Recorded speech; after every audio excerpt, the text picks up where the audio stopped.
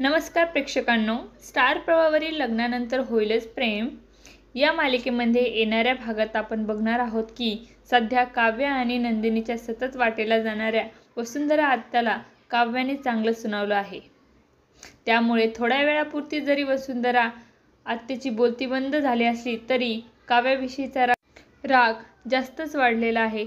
त्यामुळे त्या रम्याला सांगतात, प्रत्येकाचा जसा वीक पॉईंट असतो तसाच काव्याचा देखील असणार आणि एकदा का तो आपल्याला सापडला की काव्याला आपल्या तालावर कसं नाचवता येईल आणि याची जबाबदारी वसुंधरा आत्याने रम्यावर सोपवली आहे। आणि आता रम्या ही वसुंधरा आत्याच्या सांगण्यावरून काव्याचा वीक पॉईंट शोधणार आहे। आणि आपल्याला देखील माहिती आहे की काव्याचा एकच वीक पॉईंट आहे आणि तो म्हणजे जीवा आहे। काव्य आणि जीवाचा अगोदर एकमेकांवरती प्रेम होतं हे सत्य घरात आणखीन कोणालाच माहिती नाहीये। वसुंधरा आत्या आणि रम्या हे सत्य लवकरच समजणार आहे।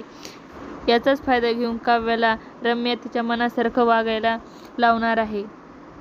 या मालिकेचा 26 मार्चचा नुकताच प्रोमो समोर आलेला आहे।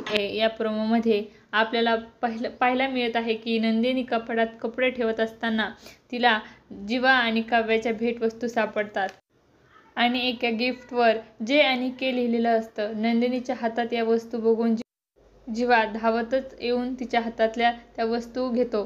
वस्तू घेतल्यानंतर नंदिनी जीवाला विचारते की के म्हणजे कोण आहे।